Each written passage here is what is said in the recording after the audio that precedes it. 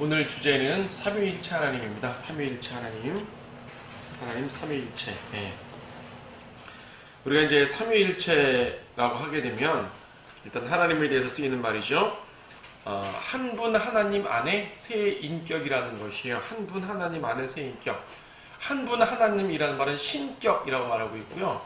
그 각각 한 분 한 분을 인격이라고 그러죠. 우리 인격이라는 표현이 좀 어색하긴 한데 이제 영어로 person 그래서 인격이라고 번역할 뿐이죠. 좀 어색한 표현이에요.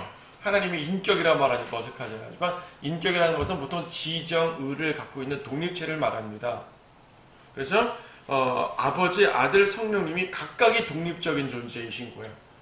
아버지께서 지정의가 있으시고 아들이 마찬가지고 성령께서도 마찬가지고 그래서 아버지께서 화낸다 말씀도 하시고 성령께서 지시하신다 말씀도 하시고 그러잖아요. 그렇죠? 그래서 성경에 보게 되면은 이 세 인격은 각각 독립적으로 인격체이시고 그러나 또 한 분이시라는 얘기죠. 어려운 얘기란 말입니다. 또 사역에 있어서도 함께 사역하실 때 있고 따로 사역하실 때가 있죠. 자, 삼위일체. 삼위일체란 말이 무엇인가? 보통 트리니티라고 그러잖아요. 영어로. 우리가 우리말로 삼위일체하게 되니까 우리나라 사람들은 일체 쪽에다가 좀 포인트를 많이 두는 것 같은데 일체도 물론 중요하지만 삼위, 트리니티라는 말은 셋으로 구성된 존재란 말입니다. 그래서 하나님도 삼위일체고 인간도 삼위일체라고 그랬잖아요. 근데 인간은 삼위일체라는 말을 잘 쓰지 않죠. 대신 인간은 삼중성이라는 말을 쓰죠. 영어로는 둘 다 하나님의 트리니티, 인간의 트리니티 그래요. 그러니까 이 세 존재로 구성된 한 존재를 말하는 것이죠. 자, 삼위일체. 우리가 보통 삼위일체를 보통 조대신학이라든지 혹은 뭐 다양한 성경 공부에서 하나님에 대한 삼위일체를 말할 때면 꼭 빠지지 않는 게 클로버 예증이에요. 클로버가 이제 이파리가 세 개잖아요. 근데 풀이 하나죠. 풀은 하나인데 이파리가 세 개입니다. 그래가지고 잎은 세 개지만 한 풀이기 때문에 삼위일체도 그와 같다라고 설명하기도 합니다. 그런가 하면 물, H2O.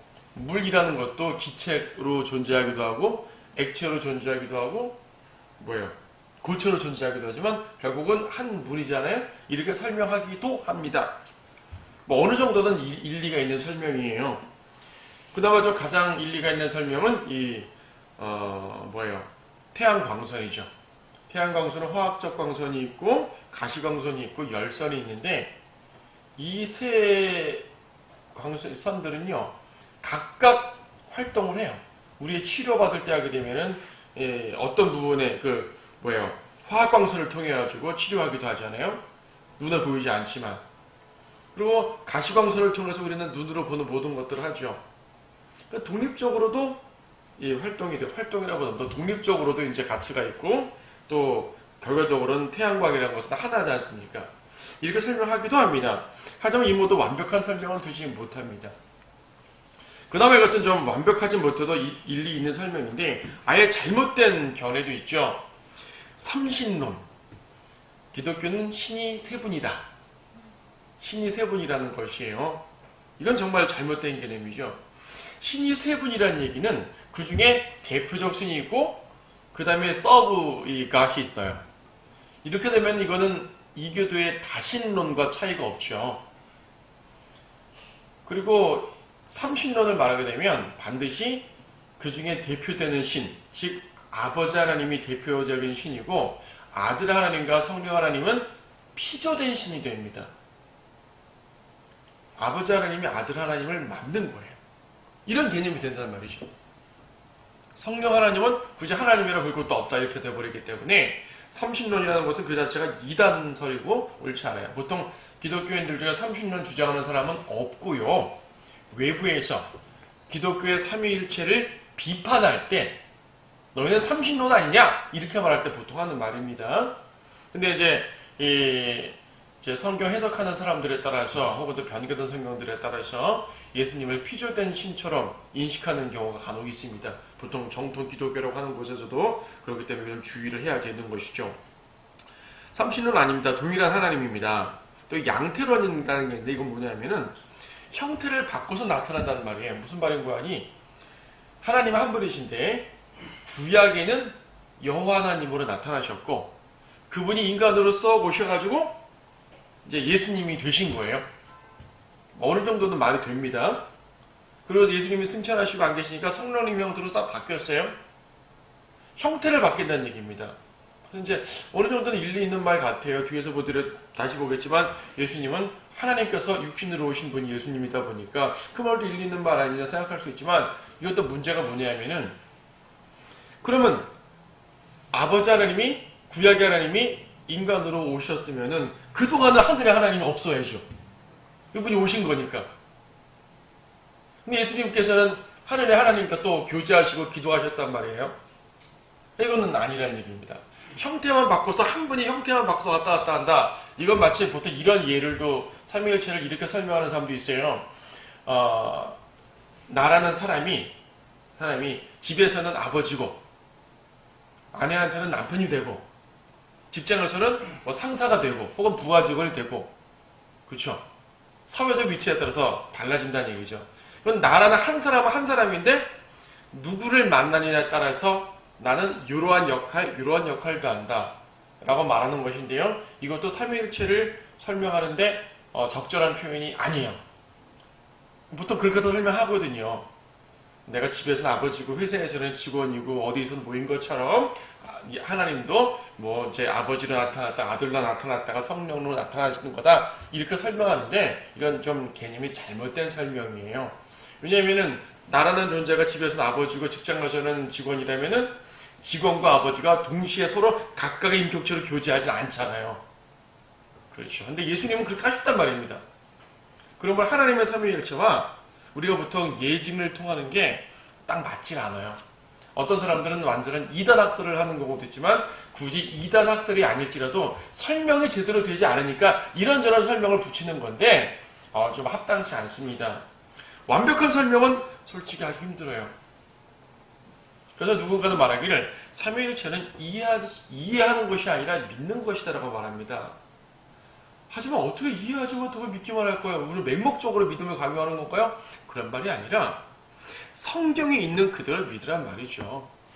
아들 하나님을 예수님을 하나님이라고 말씀하고 있고 성경에서 예수님을 또 아버지와 동등하게 말씀하고 있고 구약에서는 아버지 하나님께 말하는 그 구절을 신약에서는 예수님이 그대로 그 말씀을 적용하고 있다든지 이렇게 되면은 예수님이 아버지라는 얘기 아들이라는 얘기요 혼동되지만 그분이 그분이고 또 각각 계시고 인간이 이루는 설명은 잘 안 되죠. 보통 우리는 물리학이라는 딱딱 떨어지는 학문에 익숙한 사람들이다 보니까 1 더하기 1이 2가 되어야 되는데 1 더하기 1이 2일 수도 있고 1일 수도 있으니까 혼동하는 거예요. 어떤 수학적 개념으로 보지 말란 얘기죠. 그래서 성경에서 예수님이 하나님이라면 하나님으로 믿으면 되는 거예요. 그냥 그게 삼위일체입니다. 그럼 성경에서 지금 몇 가지만 제시했어요. 짧은 시간에 다 할 수 없으니까 몇 가지만 제시했지만 성경에서 예수님이 하나님이라는 증거 또 성령님이 하나님이라는 증거를 찾으면 수없이 많겠죠. 그 중에 몇 구절 찾아보면서 이렇기 때문에 우리는 삼위일체 그러니까 아버지, 아들, 성령님이 모두 한 분 하나님인 것을 믿는다라고 설명할 수 있는 거죠. 가장 대표적인 구절이 요한복음 10장 30절입니다. 이것은 아버지와 아들에 대한 언급입니다. 여러분 잘 아는 말씀이지만은 요한복음 10장 30절에서 예수님께서 자신을 아버지와 동등되게 말씀하셨을 때 어떤 입장을 동등하고 권위를 동등히 여기고 위치를 동등히 여기고 차원이 아니라 아예 한 존재라고 말씀을 해버리시는 거예요. 요한복음 10장 30절에서 나와 내 아버지는 하나니라. 예수님과 아버지 하나님은 하나라고 말씀하셨을 때 유대인들이 그걸 들으면서 저거는 그냥 문학적 표현일 거야. 은유적 표현일 거야 라고 생각하는 사람은 아무도 없고요. 지금 예수라는 저 사람이 자신을 하나님과 동등도에 여기는구나 라고 받아들였죠. 즉 예수님은 오해 없이 정확하게 그 의도를 말씀하신 거예요. 예수님은 자신을 하나님이라고 분명히 말씀하신 것입니다. 디모데전서 3장 16절에서도 예수님을 가리켜서 하나님이 육신을 입고 오신 분이라고 말씀하고 있죠. 경건의 신비라고 그러죠. 디모데전서 3장 16절 경건의 신비는 논쟁이 없이 여지없이 위대하도다. 하나님께서는 육신으로 나타나셨고 라고 말합니다. 다른 성경 공부할 때도 이 구절은 등장한 것 같은데요. 하나님께서는 육신으로 나타나셨고 성령으로 의롭게 되셨으며 천사들에게 보이셨고 이방인들에게 전파되셨으며 세상에서 믿음 받으셨고 영광 가운데로 들려 올라가셨습니다. 예수님의 전체적인 모습을 말씀하시는 가운데 가장 기본적인 첫 메시지가 뭐냐면 하나님께서 육신으로 나타나셨다. 즉 예수님은 다른 말로 하면 육신으로 나타나신 하나님이라는 것을 분명히 보게 되는 거죠. 골로새서 2장 9절에서는 인격이란 말 대신 신격이라는 표현을 쓰게 됩니다. 아버지, 아들, 성령님은 우리가 각각을 인격이라 말하는 것은 모두가 각각 독립적인 지정의를 가진 존재라기 때문에 인격이라는 표현을 쓰는 것이지 그렇다고 그분이 어떤 인간에 한정된다는 말은 아니잖아요. 오히려 그분은 신격이라고 분류하지 합당합니다. 그래서 이제 골로새서 2장 9절 말씀 보게 되면 그분 안에는 신격의 모든 충만함이 몸의 형태로 거하시다니 신격이라고 하면 Godhead, 그러니까 하나님 자체예요. 하나님 자체. 하나님 자체가 예수님 안에 육신의 형태로 거하시는 것이에요. 그냥 몸의 형태로. 형태가 몸의 형태지 그분은 여전히 하나님 자신이다 그 말인 것이죠. 자, 다양한 말씀들이 있죠. 예수님의 신성을 말하는 다양한 또 구절들이 많은데 그 중에서 이사야서 9장 6절 말씀 보세요. 여호와 증인들이 제일 싫어하는 말씀이 이사야서 9장 6절 말씀일 텐데 그들은 뭐 싫어한다보다도 이것도 다르게 또 돌려가며 해석을 하겠지요. 하지만 이사야 이 9장 말씀은 직접적으로 딱 문자적으로만 믿으면 논쟁의 여지가 없는 말입니다. 이는 우리에게 한 아이가 태어났고 우리에게 한 아들이 주어졌음이니 예수님에 대한 예언이잖아요. 정부가 그의 어깨 위에 있을 것이요 그의 이름은 경이로운 분이라. 여기까지는 여호와 증인들도 큰 이견이 없어요. 여호와 증인들도 예수님의 위대함을 압니다. 예수님을 하나님이라고 믿지 않을 뿐이지 예수님의 위대함을 아니까 그분 경이로운 거 오케이 동의. 상담자라 그것도 동의. 능하신 하나님이라 여기서 동의하지 않는 거예요. 그리고 그들은 뭐라 그러냐면은 구약에서 보통 하나님을 가리킬 때는 Almighty God, 전능하신. 여기는 전자가 빠졌잖아요. 능하신 하나님이잖아요. Mighty God이에요. Mighty God. Almighty하고 Mighty는 실제적으로 차이가 없어요. 차이가 없죠. 하나님을 그래서 하나님은 능력 있으신 하나님입니다 라고 말하는 것과 전능하신 분입니다 라고 말하는 것에 약간 포인트와 뉘앙스가 약간 차이가 있을지 모르지만 그렇다고 그 능하신 하나님과 전능한 하나님이 다르다는 건 아니잖아요. 우리가 하나님을 높이 칭송하고 높일 때 전능한 하나님이라고 말할 수도 있고 능하신 하나님이라고 말한다고 우리가 불려갈 필요 없는 거지 않습니까? 그분이 능하신 건 맞죠. 다른 표현이 아닙니다. 어쨌든 그분은 하나님이라고 말하고 있잖아요. 아들을 설명하면서 거기다가 영원하신 아버지래요. 또 이거는 절대 부정할 수가 없죠. 예수님은 아들을 가리켜 아버지라고 말합니다. 아들을 가리켜서. 그러므로 이것은 분명 예수님에 대한 예언이 맞는데, 그렇죠? 예수님에 대한 예언인데 영원하신 또 아버지라고 그래요. 화평의 통치자는 좀 다른 개념이지만 어쨌든 이런 모습들을 볼 때 예수님의 신성을 확실히 알 수 있는 내용들이죠. 삼위일체의 다 증거 구절들입니다. 자, 아들의 예수님에 대해서 말했고요. 성령님에 대해서 또 어떻게 말씀하실 것인가? 고린도후서 3장 17절, 이것도 우리가 지난번에 한번 다른 설명하면서 봤던 구절이긴 하지만요. 고린도후서 3장 17절에서는 성령님을 향해서 주, Lord라고 말하죠. 이제 주는 그 영이시니 주의 영이 계신 곳에는 자유가 있느니라. 그 영, that Spirit은 성령님을 말하는 것이고요. 주는 Lord, 그렇죠. 성령님에 대해서 Lord라고 말하는데 Lord, 주님 하는 것은 아버지와 아들에게 쓰는 표현이었죠. 자, 또 어떤 표현들이 있냐면요. 거기 보게 되면 히브리서 3장 7절 말씀 보세요. 히브리서 3장 7절에서 사도행전 13장도 비슷한 용례인데 하나만 찾아보죠. 히브리서 3장 7절 보게 되면은 그러므로 성령께서 말씀하시기를 오늘 너희가 그의 음성을 듣거든 경외의 때 그 광야에서의 시험의 날과 같이 너희 마음들을 완악하게 하지 말라. 자, 여기서 다른 걸 보자는 것이 아니라 이것은 구약 시편 95편의 말씀을 인용한 것이에요. 그리고 시편 95편의 상황은 이제 출애굽 광야 생활에서의 상황을 말씀하는 것입니다. 광야 생활에서 이스라엘 백성들이 하나님을 거역하고 경록해 있죠. 앞으로 또다시 하나님의 음성을 들을 텐데 그때는 거역하지 말라라는 것이 시편에 말하는 메시지고 히브리서도 똑같은 메시지를 말하는데 제가 지금 말씀드리려는 것은 뭐냐면 성령께서 말씀하시길이라는 표현이에요. 구약성경에 보게 되면 주께서 말씀하시느니라, 주께서 말하노니, 하나님께서 말씀하시노니 뭐뭐하라 이런 거 있잖아요. 똑같은 표현이에요.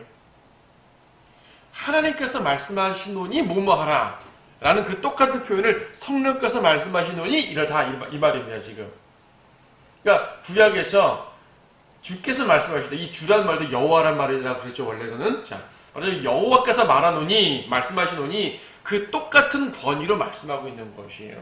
근데 지금 시편 95편과 연관됐다 그러는데 한번 찾아봅니다.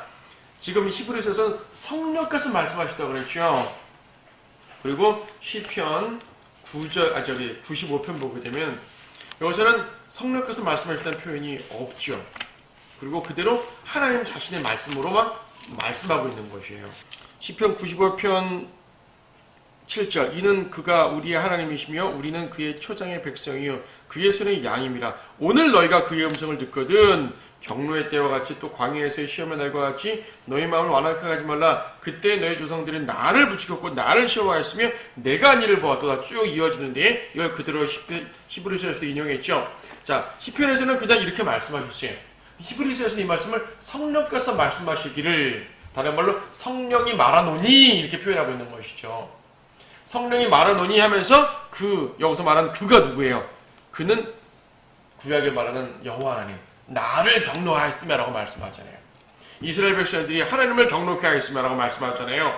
그들이 나를 시험하였고 나를 증명하였으며 경노케 하였다라고 말씀하십니다. 성령님에 대한 언급을 하면서 아버지의 권위로 말씀하시는 그런 표현을 하면서 결과적으로 아버지 하나님께 연관되는 표현을 쓰고 있는 것이에요. 이런 등등의 표현들을 볼 때 성령님을 아버지와 동일한 권위로 말씀하시는구나 라고 볼 수 있습니다. 이렇게 여러 가지 구절들로 아버지와 아들이 하나다, 성령님도 하나님이시다 해가지고 삼위일체를 증명을 하지만 이 모든 것들을 한마디로 딱 결정짓는 구절이 있으니 그 구절은 바로 요한일서 5장 7절입니다. 사실 요한일서 5장 7절만 있으면 삼위일체 자체는 증명을 해버리고 남습니다. 다른 구절들은 예수님이 하나님이시니까 이렇게 위대하군 라고 이제 우리가 이제 도움을 받는 구절들이 될 뿐이지 증명 자체는 요한일서 5장 7절 하나로 충분해요. 이는 하늘에서 증거하시는 이가 세 분이시니 아버지와 말씀과 성령이시요 이 세 분은 하나이심이라. 그래서 말씀을 고득치로 썼어요. 그러니까 이 대문자 워드란 말입니다. 이 말은 일반적인 기록된 말씀이 아니라 특별한 말씀이란 말이죠. 요한복음 1장에서 예수 그리스도를 말씀, 태초에 말씀에 계시니라고 했습니다. 그 말씀입니다. 예수님에 대한 표현입니다. 예수님에 대한 다른 표현입니다. 그래서 아버지와 말씀과 성령이라는 얘기는 아버지와 아들과 성령이라는 말이고 이 세 분은 하나이시니라는 말을 분명히 하고 있잖아요. 근데 대부분의 성경들에서는 이 구절이 없죠. 이 구절이 없고 대신 6절에서 이분은 물과 피로 오신 분 곧 예수 그리스도시라. 물로만이 아니라 물과 피로니라. 증거하신 이는 성령이시니 성령은 진리이기 때문이라. 여기서 성령이 진리이다. 이 구절을, 그러니까 6절에서의 성령은 진리이다를 뚝 끊어서 그걸 7절로 가져온 거예요. 그냥 그걸 7절로 넣어버리고 7절 자체는 빼버렸죠. 수많은 성경들은 그렇게 해버렸습니다. 그 7절 자체가 없는 거예요. 6절의 반을 잘라서 7절로 배치해버리고 7절 부분이 없어버리니까 아버지와 말씀과 성령이 하나다라는 표현이 없는 거죠. 이게 없다 보니까요. 삼위일체를 믿는다는 사람들도 아까 말한 다양한 구절들만 갖고 설명을 하느라고 진땀을 빼는 것이죠. 말하자면. 그렇다고 요한일서 5장 7절만 갖고 다른 말을 안 할 수 없습니다. 다른 많은 구절들도 삼위일체를 더 풍성하게 증명하는 구절들이 되기 때문에 우리는 설명을 합니다만 요한일서 5장 7절을 빼고 설명하면 곤란하죠. 가장 강력한 증거를 빼버리고 다른 걸 할 수 없잖아요. 사람들이 그렇게 말하는 이유가 고대에 필사거리는 이 구절이 없대요. 고대의 필사본은 이 구절이 없는데 나중에 집어넣은 거기 때문에 빼는 게 맞다라고 말합니다. 한글 개역 성경을 비롯해가지고 수많은 변개된 성경들은요, 킹제임스 성경의 계열이 아닌 변개된 또 다른 계열을 따르다 보니까 킹제임스 성경이 아닌 또 다른 계열의 성경, 필사본, 소위 말해서 신의 사본, 바티칸 사본이라 그러는데 거기에는 이 구절이 없단 말입니다. 그게 더 맞다고 생각하는 거죠. 그런데 여기 제가 몇 가지 증거를 써놨지만 AD 170년경에 나온 구시리아 역본, 170년이면 2세기 아닙니까? 그죠? 이때 이미 역본, 번역본인데 역본에 이 구절이 있어요. 있으니까 번역을 해서 썼겠죠. 라틴 역본에도 이 구절이 있는 것이에요. 터툴리안이라는 교부가 이병년에 문서를 썼는데 이 구절을 인용한 문서를 썼어요. 있었다는 얘기잖아요. 근데 이게 왜 이러냐면 필사본들이 하나님께서 선지자나 사도들을 통해 기록한 성경이 원문 그대로 남아있는 게 아니지 않습니까? 오랜 세월 동안 사람들이 보고 빌려보고 넘기고 하다 보니까 손상되고 또 대신 그걸 누가 또 똑같이 기록하고 기록한 것도 소실되고 또 똑같이 기록하고 이제 사본들이 남아있는 거지 원본은 없는 거니까. 그래서 그 사본 중에 어떤 사본이 옳은지 어떤 사본이 그른지 막 이렇게 논쟁을 하다 보니 이런 말이 나온 거예요. 이런 증거들이 많단 말입니다. 특히 여기 415년에 카르타고 공회에서는 이 구절을 근거로 해가지고 삼위일체를 믿지 않는 이단들을 정죄했던 기록이 있어요. 많은 공회 때마다 그랬지만 특히 이 공회에서도 아리안이라 그래가지고 삼위일체를 믿지 않는 예수님의 신성을 믿지 않는 자들을 이단으로 정죄한 기록이 있습니다. 예수님의 신성을 믿지 않는 자들을 이단으로 정죄할 때 요한일서 5장 7절을 인용해가지고 정죄한 거예요. 자기들이 이 교회사의 대표적인 공회를 취급하는 거기서도 이 구절을 인정하고 있단 말입니다. 이 구절은 있는 게 맞고요. 헬라어 필사본 아니더라도 당시에 초기에 번역한 번역본들이 이 구절을 가지고 설명하고 설교하고 수많은 교부들이 썼단 말이에요. 이 구절은 원래부터 있는 구절이 맞아요. 맞는데 몇몇 필사본들에서 이 구절이 없다고 해가지고 성경을 빼버린 겁니다. 빼버렸는데 그들이 주로 참조한 이제 필사본이라는 얘기는 이 카톨릭이나 이런 자유주의자들이 선호하는 그런 필사본들이거든요. 그러다 보니까 요한일서 5장 7절 빼버리니까 설명이 안 되죠. 사실은 AD 2세기에 오리겐이라는 사람이 이단적인 사람이죠. 오리게네스라는 이제 교부인데 이단적인 교부였습니다. 그 사람이 여호와 증인 같은 사상을 가졌어요. 예수님의 신성을 믿지 않는 사람입니다. 예수님의 신성을 믿지 않는 사람이다 보니까 이 구절을 빼고 필사본을 만든 거예요. 그리고 그 사본을 또 누군가가 베껴 썼겠죠. 베껴서 하나에 딱 권위 있는 사본이 되어버리는 거예요. 전문적으로 표현하면 바티칸 사본, 신의 사본이라고 하는데 그 사본을 가지고 만들어낸 게 개혁성경, 개혁개정판, 공동번역 이런 성경들입니다. NIV, RSV 그런 성경들은 요한일서 오늘 필요 없죠. 오리겐의 뜻이에요. 난 삼위일체 믿지 않는다 이거죠. 그러니까 여호와 증인들이 그 성경을 보기 참 좋아하죠. 개혁성경에는 이 구절이 없잖아요. 이 구절이 있으면 여호와 증인들의 개혁성경을 볼까요? 안 보죠. 이 구절이 없으니까 여호와 증인들 개혁성경을 봅니다.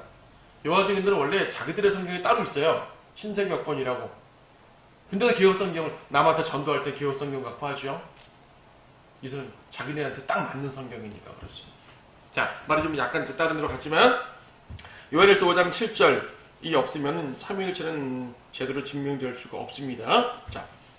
자, 이제 삼위일체는 증명됐어요. 어쨌든 자, 증명이라는 것은 어떤 논리적 이해를 위한 증명이 아니라고 했습니다. 성경에서 예수님이 하나님이시다. 성령님도 하나님이다. 이 세 분은 하나다. 라고 기록되어 있는 걸 그들을 믿는 거라고 그랬습니다. 논리적 설명은 여러분 머릿속으로 안 될지 모르지만은 성경이 그렇다니까 믿는 거예요. 자, 삼위일체.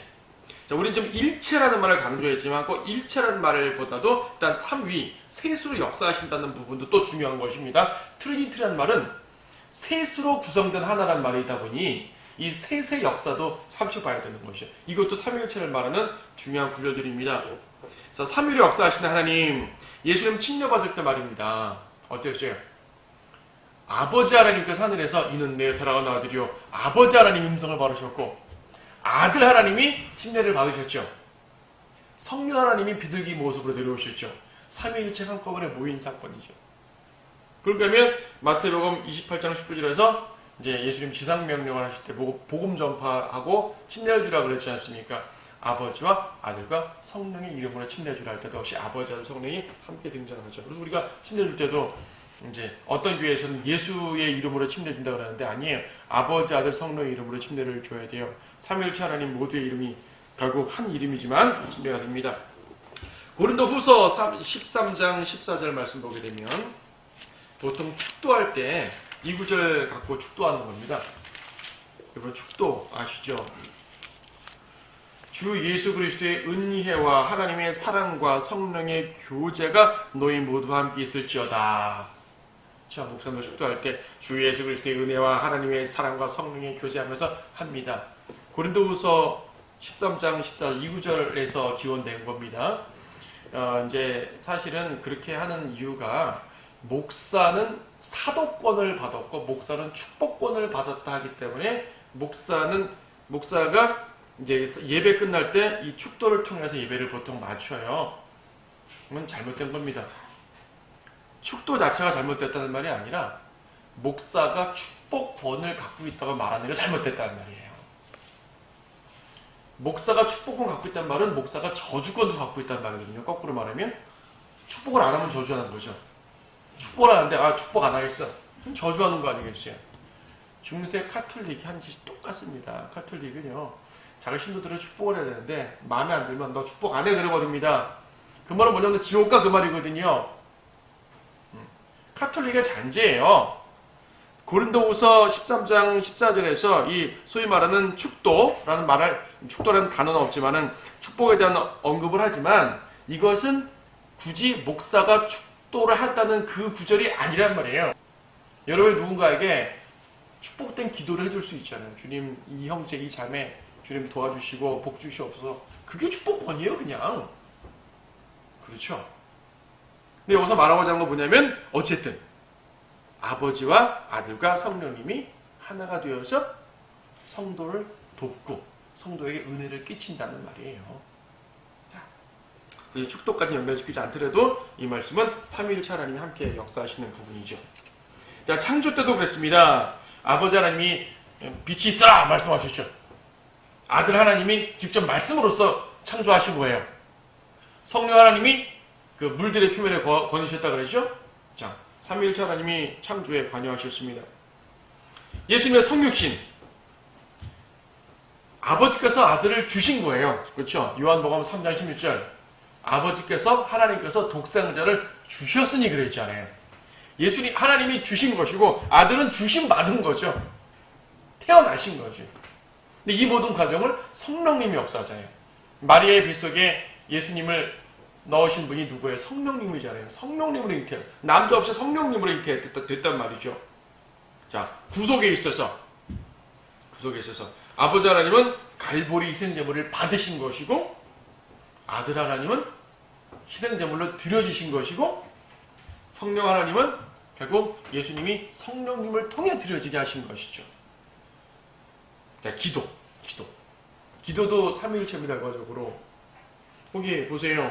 요한복음 16장 23절 그날에는 너희가 아무것도 나에게 묻지 아니하리라. 진실로 내가 너희에게 말하니 너희가 아버지께 내 이름으로 구하는 것은 무엇이나 너희에게 주시리라. 누구에게 기도합니까? 누구에게? 아버지께. 기도를 받는 분이에요. 기도의 대상은 아버지입니다. 그리고 누구의 이름으로? 내 이름으로. 아들, 예수님 이름으로 기도하는 거죠. 어떤 분들은 기도할 때 예수님 도와주세요. 뭐 안 될 건 없어요. 안 될 건 없지만은 가장 정상적인 기도는 아버지께 기도하는 거고 예수님의 이름으로 기도하는 것입니다. 성령님은 뭡니까? 성령님께서는 이 기도가 정상적으로 이루어지도록 중보해 주는 것이에요. 로마서 8장 26절 보시게 되면 이와 같이 성령께서도 우리 연약함을 도우시다니 이는 우리가 마땅히 기도해야 할 것을 알지 못하나 성령께서 친히 말할 수 없는 신음으로 우리를 위해 중보하시기 때문이라. 우리가 연약할 때 성령님이 기도해 주신다 그러니까 힘들고 지칠 때 기도해 주시는 거라 라고 생각하는데, 물론 힘들고 지칠 때도 기도해 주실 것입니다만은 여기서 그것보다도 성령님께서 하나님의 뜻을 우리에게 계시해 주신다는 의미가 더 커요. 27절 보니까 마음을 살피시는 분이 성령의 생각이 무엇인지 아시나니 이는 그분이 하나님의 뜻대로 성도들을 위해 중보하시기 때문이라. 성령님은 하나님이시잖아요. 마음을 살피시는 분이 성령의 생각이 무엇인지 아시나니, 아버지가 성령의 생각이 무엇인지를 살펴요. 그러니까 성령님께서 하나님이시니까 하나님의 뜻대로 우리에게 기도하게 하시는 거예요. 그럼 아버지께서 기도 올바르군 들어주시는 거란 말이죠. 우리가 육신적으로 기도하지 않게 성령님께서 우리를 지속적으로 하나님의 뜻으로 이끌어 주시는 것입니다. 우리가 아무리 기도를 많이 해도 육신적으로 기도하면 소용없지 않습니까? 아버지의 뜻에 합당한 기도를 드려야 되지 않겠어요? 성령님께서 알려주시고 중보해 주시고 계시해 주시고 이끌어 주신다는 얘기예요. 물론 하나님 말씀을 통해서 알게 되겠지만, 그래서 기도도 아버지, 아들, 성령이 함께 역사하는 것입니다. 그렇죠? 그래서 이제 우리가 삼위일체 하나님을 쭉 이렇게 보았는데 이런 내용들을 통해서 삼위일체 하나님께서는 한 분이신데 셋으로 드러나시고 또 각각 독립적으로 사역하시고 또 함께 사역도 하시고, 무엇보다 현재 우리를 이끄시는 분은 성령님이 직접 내주하셔서 이끄시지만 결과적으로 아버지 하나님과 예수 그리스도의 인도 속에서 그분께 영광 돌린다는 것을 기억해야 돼요. 성령님께서도 우리에게 역사하셔서 결국 아버지를 높이게 하시고 아들을 높이게 하셔서 하나님 아버지, 하나님의 그 삼위일체 하나님의 온전하신 그 모습을 찬양하고 영광 돌리게 하는 것이죠. 자, 오늘 여기까지 보시고요. 다음에 또 성령님에 대한 부분을 좀 더 본격적으로 공부해 보려고 합니다.